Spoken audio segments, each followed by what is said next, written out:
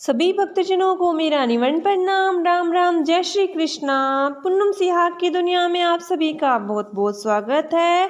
श्रीमद् भागवत महापुराण सप्तम स्कंद पहला अध्याय, नारद युधिष्ठिर संवाद और जय विजय की कथा। राजा परीक्षित ने पूछा, भगवान तो स्वभाव से ही भेदभाव रहित हैं, सम हैं, समस्त प्राणियों के प्रिय और सुहृद हैं। फिर उन्होंने जैसे कोई साधारण मनुष्य भेदभाव से अपने मित्र का पक्ष ले और शत्रुओं का अनिष्ट करें, उसी प्रकार इंद्र के लिए दैत्यों का वध क्यों किया। वे समय परिपूर्ण कल्याण स्वरूप हैं, इसलिए उन्हें देवताओं से कुछ लेना देना नहीं है और निर्गुण होने के कारण दैत्यों से कुछ वैर विरोध और उद्वेग भी नहीं है। भगवत प्रेम के सौभाग्य से संपन्न महात्मन हमारे चित्त में भगवान के समत्व आदि गुणों के संबंध में बड़ा भारी स्नेह हो रहा है। आप कृपा करके उसे मिटाइए। श्री सुखदेव जी ने कहा, महाराज, भगवान के अद्भुत चरित्र के संबंध में तुमने बड़ा सुंदर प्रश्न किया, क्योंकि ऐसे प्रसंग प्रहलाद आदि भक्तों की महिमा से परिपूर्ण होते हैं, जिसके श्रवण से भगवान की भक्ति बढ़ती है। उस परम पुण्यमय प्रसंग को नारद आदि महात्मागण बड़े प्रेम से गाते रहते हैं।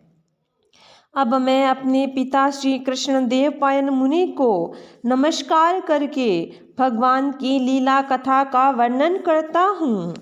वास्तव में भगवान निर्गुण, अजन्मा, अव्यक्त और प्रकृति से परे हैं।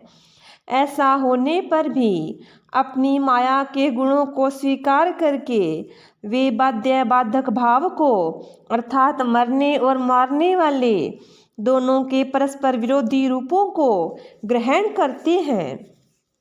सत्व गुण, रजोगुण और तमोगुण ये प्रकृति के गुण हैं, परमात्मा के नहीं। परीक्षित, इन दोनों गुणों की भी एक साथ ही घटती बढ़ती नहीं होती। भगवान समय समय के अनुसार गुणों को स्वीकार करते हैं। सत्व गुण की वृद्धि के समय देवता और ऋषियों का, रजोगुण की वृद्धि के समय दैत्यों का और तमोगुण की वृद्धि के समय वे यक्ष एवं राक्षसों को अपनाते हैं और उनका अभ्युदय करते हैं। जैसे व्यापक अग्नि, काष्ठ आदि भिन्न भिन्न आश्रयों में रहने पर भी उनसे अलग नहीं जान पड़ती, परंतु मंथन करने पर वह प्रकट हो जाती है।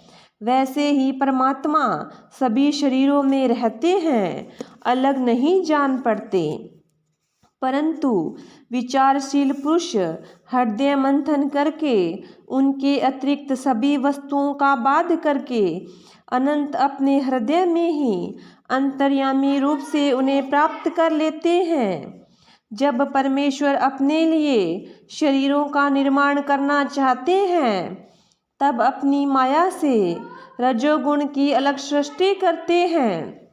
जब वे विचित्र योनियों में रमण करना चाहते हैं, तब सत्व गुण की सृष्टि करते हैं, और जब वे शयन करना चाहते हैं, तब तमोगुण को बढ़ा देते हैं। परीक्षित, भगवान सत्य संकल्प हैं। वे ही जगत की उत्पत्ति के निमित्त भूत प्रकृति और पुरुष के सहकारी एवं आश्रय काल की सृष्टि करते हैं।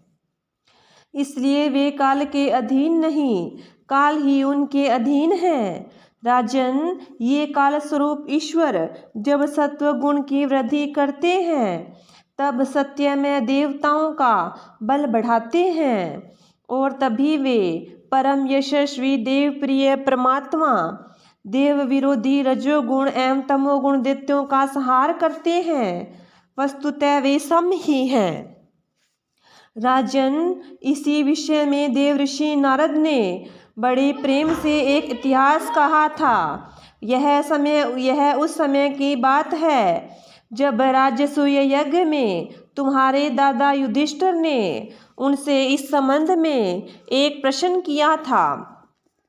उस महान राजसूय यज्ञ में राजा युधिष्ठिर ने अपनी आंखों के सामने बड़ी आश्चर्यजनक घटना देखी कि चेदी राज शिशुपाल सबके देखते देखते भगवान श्री कृष्ण में समा गया। वही देवऋषि नारद भी बैठे हुए थे।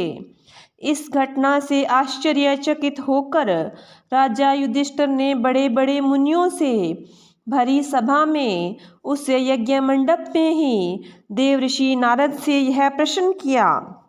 युधिष्ठिर ने पूछा, अहो, यह तो बड़ी विचित्र बात है। परम तत्व भगवान श्री कृष्ण में समा जाना तो बड़े बड़े अनन्य भक्तों के लिए भी दुर्लभ है। फिर भगवान से द्वेष करने वाले शिशुपाल को यह गति कैसे मिली? नारद जी, इसका रहस्य हम सभी जानना चाहते हैं। पूर्व काल में भगवान की निंदा करने के कारण ऋषियों ने राजा वेन को नरक में डाल दिया था। वह दमघोष का लड़का पापात्मा शिशुपाल और दुर्बुद्धि दंतवक्त्र दोनों ही जब से तुतलाकर बोलने लगे थे, तब से अब तक भगवान से द्वेष ही करते रहे हैं।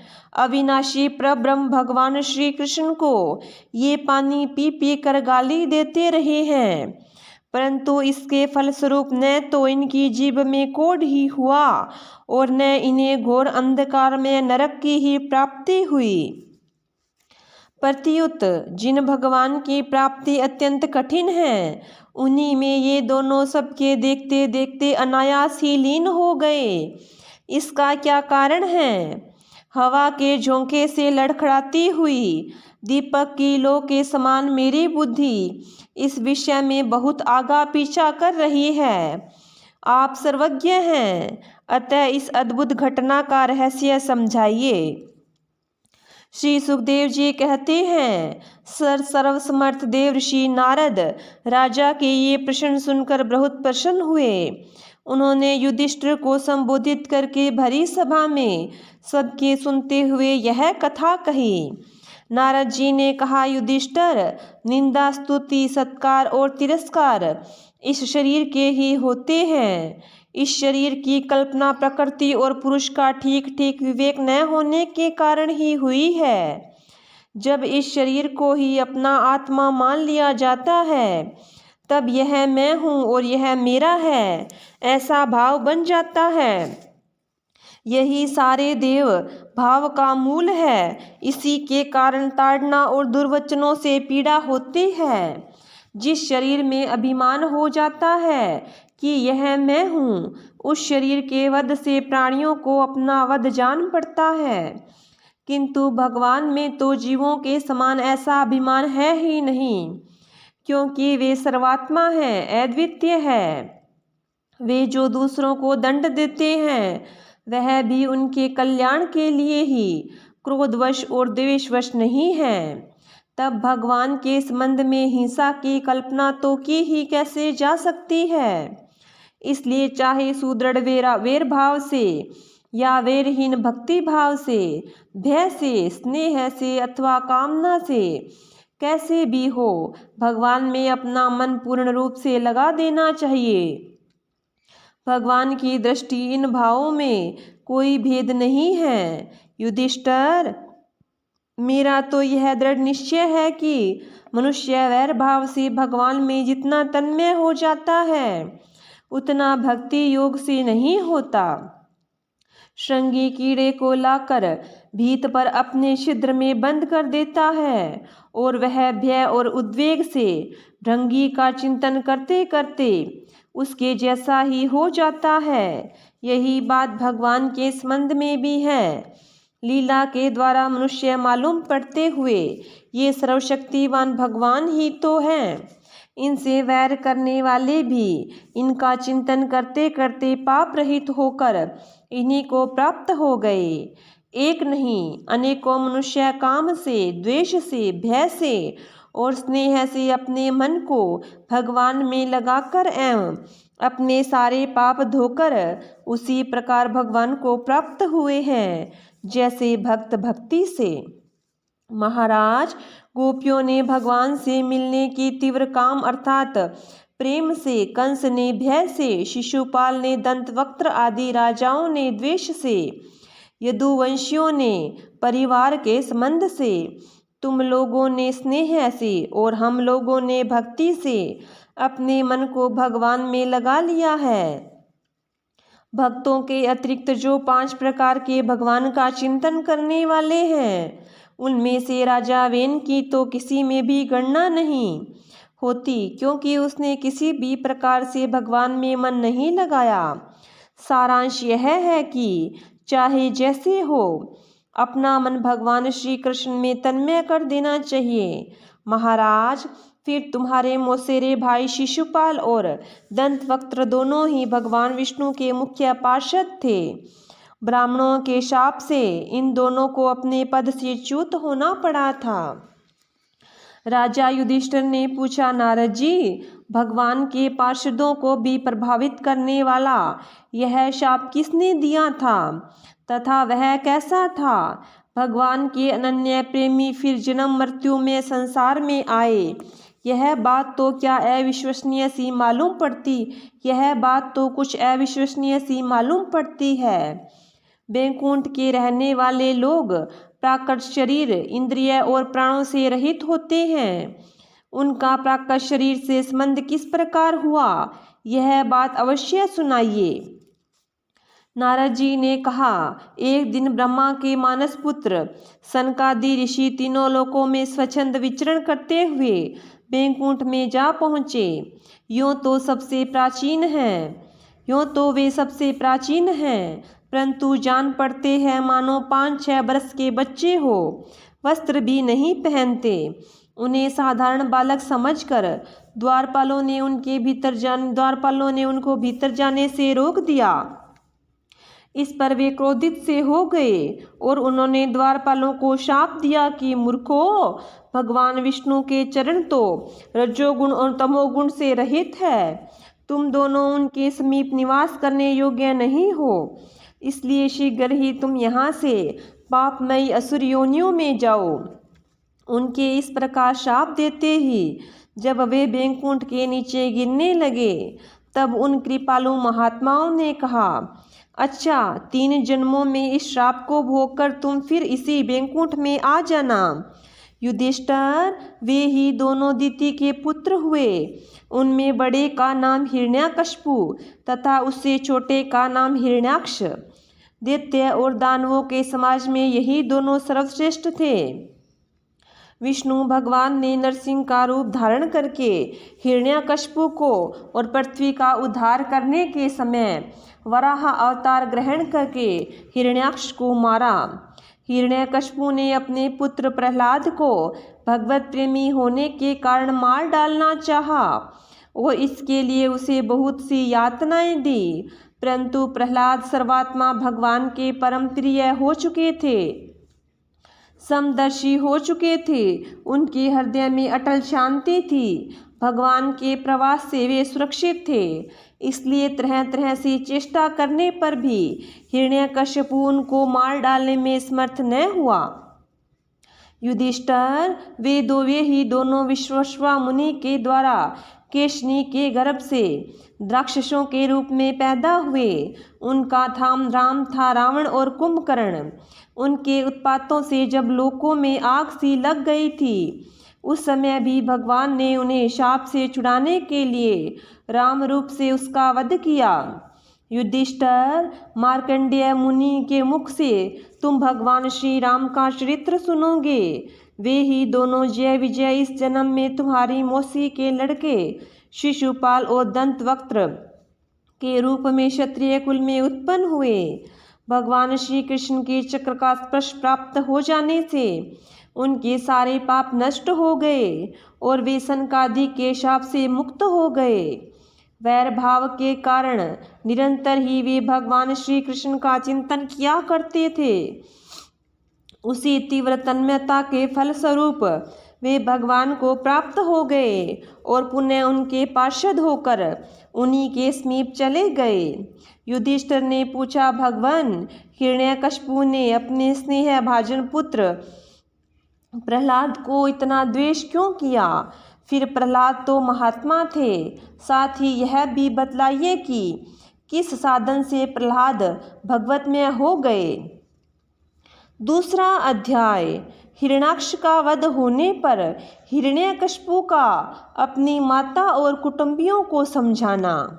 नारद जी ने कहा, युधिष्ठिर, जब भगवान ने वाराह अवतार धारण करके हिरण्याक्ष को मार डाला, तब भाई के इस प्रकार मारे जाने पर हिरण्यकशिपु रोष से जल भुन गया और शोक से संतप्त हो उठा।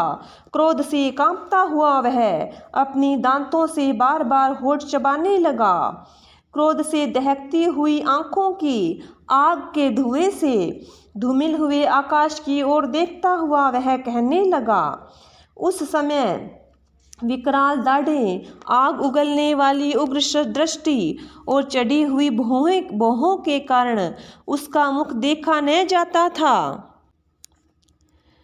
भरी सभा में त्रिशूल उठाकर उसने द्विमूर्धा, त्र्यक्ष, शंबर, शतबाहु, हैग्रीव, नमूची, पाक, इलवल, विप्रचिति, पुलोमा और शकुन आदि को संबोधन करके कहा, दैत्यों और दानवों, तुम सब लोग मेरी बात सुनो और उसके बाद जैसे मैं कहता हूँ वैसे करो।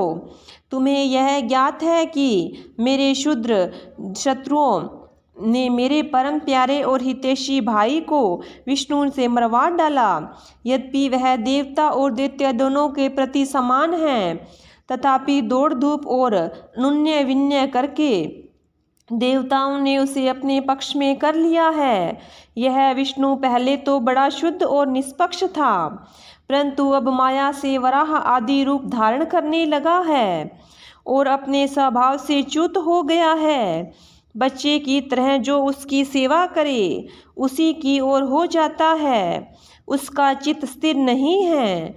अब मैं अपने इस शूल से उसका गला काट डालूंगा और उसके खून की धारा से अपने रुधिर प्रेमी भाई का तर्पण करूंगा, तब कहीं मेरे हृदय की पीड़ा शांत होगी।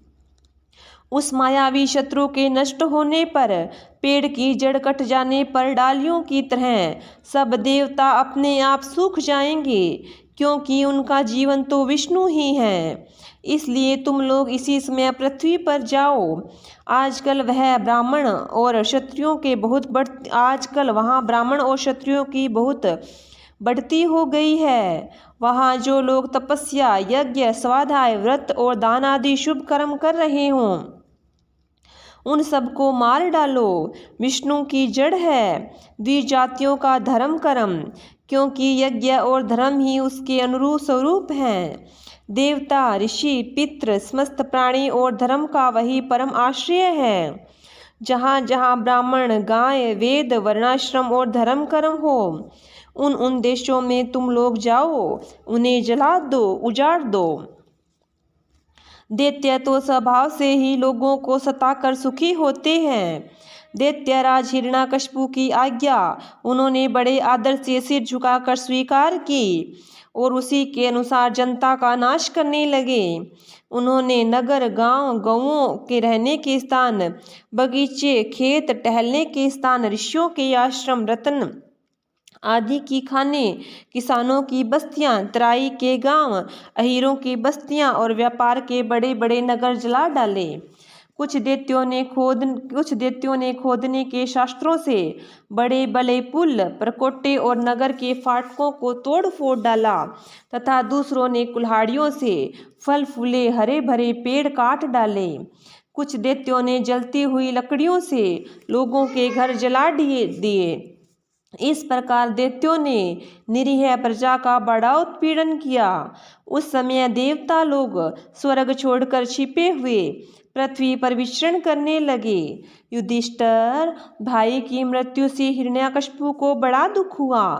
जब उसने उसकी अंत्येष्टि क्रिया से छुट्टी पा ली, तब शकुनी, शंबर, धृष्ट, भूत संतापन, वृक, कालनाभ, महानाभ, हरिश्मश्रु और उत्कच अपने इन भतीजों को सांत्वना दी। उनकी माता रुषा भानु को और उनकी माता दीति को, अपनी माता दीति को देश काल के अनुसार मधुर वाणी से समझाते हुए कहा, हिरण्याकश्यपु ने कहा, मेरी प्यारी माँ, बहू और पुत्रों, तुम्हें वीर हिरण्याक्ष के लिए किसी प्रकार का शोक नहीं करना चाहिए। वीर पुरुष तो ऐसे चाहते ही हैं कि लड़ाई के मैदान में अपने शत्रु के सामने उनके दांत खट्टे करके प्राण त्याग करें। वीरों के लिए ऐसी ही मृत्यु श्लाघनीय होती है।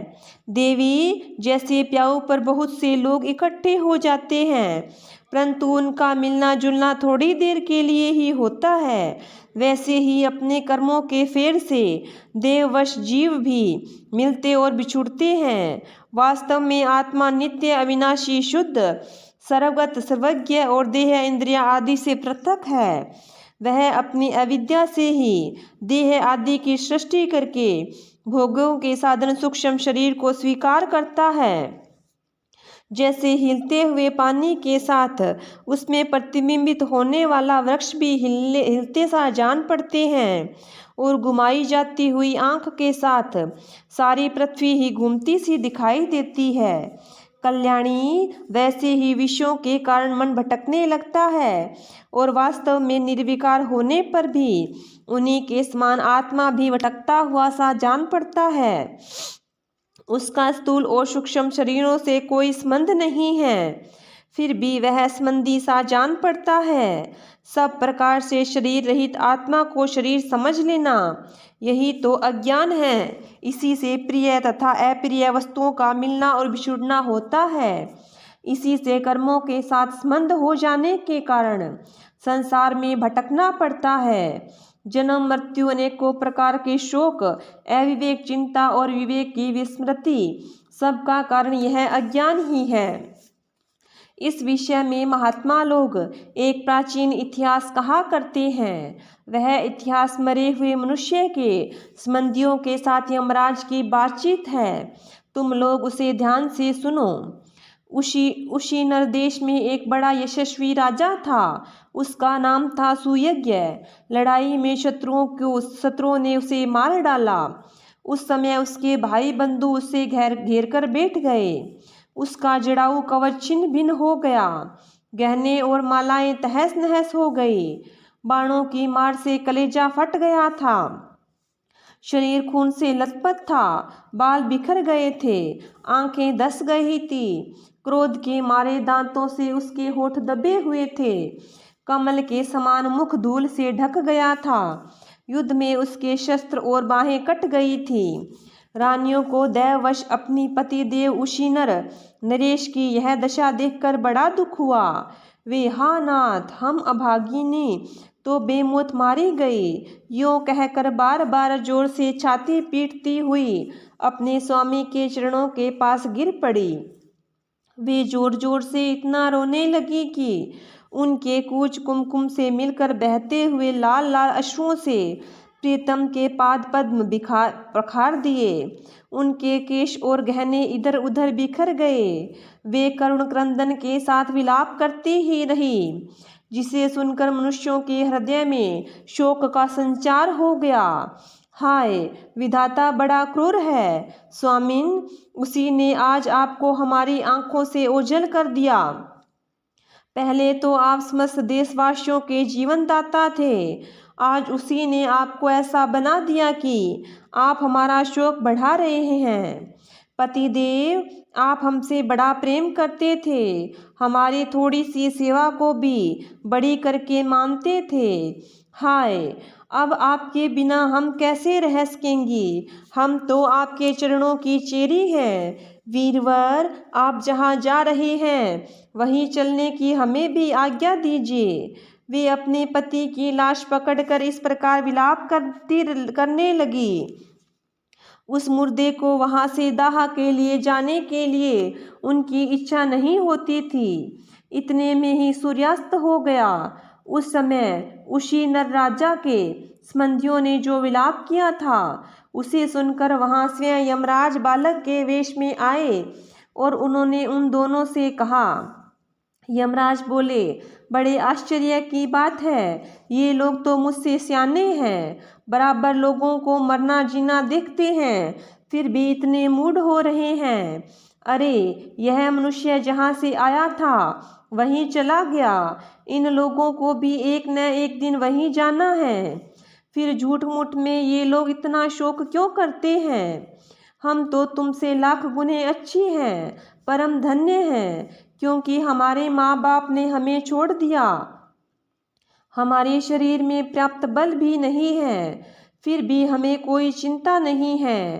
भेड़िए आदि हिंसक जंतु हमारा बाल भी बांका नहीं कर पाते।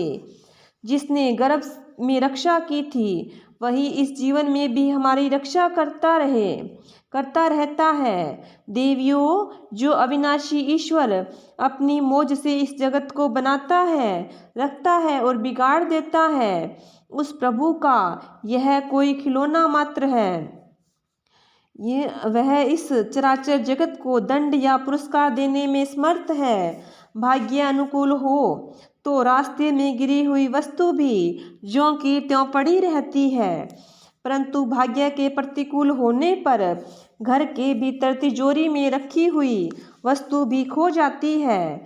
जीव के बिना किसी के सहारे के देव की दया दृष्टि से जंगल में भी बहुत दिनों तक जीवित रहता है, परंतु देव के विपरीत होने पर घर में सुरक्षित रहने पर भी वह मर जाता है। रानियों, सभी प्राणियों की मृत्यु अपने पूर्वजनों के कर्म वासना के अनुसार समय पर होती है और उसी के अनुसार उनका जन्म भी होता है, परंतु आत्मा शरीर से अत्यंत भिन्न है, इसलिए वह उसमें रहने पर भी उसके जन्म मृत्यु आदि अधर्मों से अछूता ही रहता है। जैसे मनुष्य अपने मकान को अपने से अलग और मिट्टी का समझता है, वैसे ही यह शरीर भी अलग और मिट्टी का है। मोहवश वह इसे अपना समझ बैठता है। जैसे बुलबुले आदि पानी के विकार, घड़े आदि मिट्टी के विकार और गहने आदि स्वर्ण के विकार समय पर बनते हैं, रूपांतरित होते हैं तथा नष्ट हो जाते हैं, वैसे ही इन्हीं तीनों के विकार से बना हुआ यह शरीर भी समय पर बन बिगड़ जाता है। जैसे काठ में रहने वाली व्यापक अग्नि स्पष्ट ही उससे अलग है और देह में रहने पर भी वायु का उससे कोई संबंध नहीं है, जैसे आकाश सब जगह एक सा रहने पर भी किसी के दोष गुण से लिप्त नहीं होता, वैसे ही समस्त देहेंद्रियों में रहने वाला और उसका आश्रय आत्मा भी उससे अलग और निर्लिप्त है। मूर्खों, जिसके लिए तुम अब शोक कर रहे हो, वह सुयज्ञ नाम का शरीर तो तुम्हारे सामने पड़ा है। तुम लोग इसी को देखते हो। इसमें जो सुनने वाला बोलने वाला था वह तो कभी का किसी को नहीं दिखाई पड़ता था, फिर आज भी नहीं दिखाई दे रहा है, तो शोक क्यों? तुम्हारी यह मान्यता कि प्राण ही बोलने या सुनने वाला था सो निकल गया मूर्खता पूर्ण है, क्योंकि सुषुप्ति के समय प्राण तो रहता है पर न वह बोलता है न सुनता है। शरीर में सब इंद्रियों की चेष्टा का हेतुभूत तो महाप्राण है, वह प्रधान होने पर भी बोलने या सुनने वाला नहीं है, क्योंकि वह जड़ है। देह और इंद्रियों के द्वारा सब पदार्थों का दृष्टा जो आत्मा है वह शरीर और प्राण दोनों से पृथक है। यद्यपि वह परिच्छिन्न नहीं है, व्यापक है, फिर भी पंचभूत इंद्रिय और मन से युक्त नीचे ऊंचे देव, मनुष्य, पशु, पक्षी आदि शरीरों को ग्रहण करता और अपने विवेक बल से मुक्त भी हो जाता है। वास्तव में वह इन सब से अलग है। जब तक वह 5 प्राण, 5 कर्मेंद्रियां, 5 ज्ञानेंद्रियां, बुद्धि और मन इन 17 तत्वों से बने हुए लिंग शरीर से युक्त रहता है, तभी तक कर्मों में बंधा रहता है और इस बंधन के कारण ही माया से होने वाले मोह और क्लेश बराबर उसके पीछे पड़े रहते हैं। प्रकृति के गुणों और उससे बनी हुई वस्तुओं को सत्य समझना अथवा कहना झूठ मूठ का दुराग्रह है। मनोरथ की समय की कल्पित और स्वप्न की समय की दिख पड़ने वाली वस्तुओं के समान इंद्रियों के द्वारा जो कुछ ग्रहण किया जाता है सब मिथ्या है। इसलिए शरीर और आत्मा का तत्व जानने वाले पुरुष न तो अनित्य शरीर के लिए शोक करते हैं और न नित्य आत्मा के लिए ही, परंतु ज्ञान की दृढ़ता न होने के कारण जो लोग शोक करते रहते हैं उनका स्वभाव बदलना बहुत कठिन है। किसी जंगल में एक बहेलिया रहता था। वह बहेलिया क्या था? विधाता ने मानो उसे पक्षियों के काल रूप में ही रच रखा था। जहाँ कहीं भी वह जाल फैला देता और ललचा कर चिड़ियों को फंसा लेता। एक दिन उसने कुलिंग पक्षी के एक जोड़े को चारा चुगते देखा। उनमें से उस बहेलिये ने मादा पक्षी को तो शीघ्र ही फंसा लिया। कालवश वह जाल के फंदे में फंस गई। नर पक्षी को अपनी मादा की विपत्ति को देखकर बड़ा दुख हुआ। वह बेचारा उसे छुड़ा तो सकता न था। स्नेह से उस बेचारी के लिए विलाप करने लगा। उसने कहा, यूँ तो विधाता सब कुछ कर सकता है, परंतु वह बड़ा निर्दयी। यह मेरी सहचरी एक तो स्त्री है, दूसरे मुझ अभागे के लिए शोक करती हुई बड़ी दीनता से छटपटा रही है। इसे लेकर वह क्या करेगा? उसकी मौज हो तो मुझे ले जाए। उसके बिना मैं अपना यह अधूरा विदुर जीवन जो दीनता और दुख से भरा हुआ है लेकर क्या करूँगा? अभी मेरे अभागे बच्चों के पर भी नहीं जमे हैं। स्त्री के मर जाने पर उन मात्रहीन बच्चों को मैं कैसे पालूंगा? ओह, घोंसले में वे अपनी माँ की बाट देख रहे होंगे। इस तरह वह पक्षी बहुत विलाप करने लगा। अपनी सहचरी के वियोग से वह आतुर हो गया था। आंसुओं के मारे उसका गला रुंध गया। तब तक काल की प्रेरणा से पास ही छिपे हुए उस बहेलिये ने ऐसे बाण मारा कि वह भी वहीं पर लौट गया। मूर्ख रानियों, तुम्हारी भी यही दशा होने वाली है।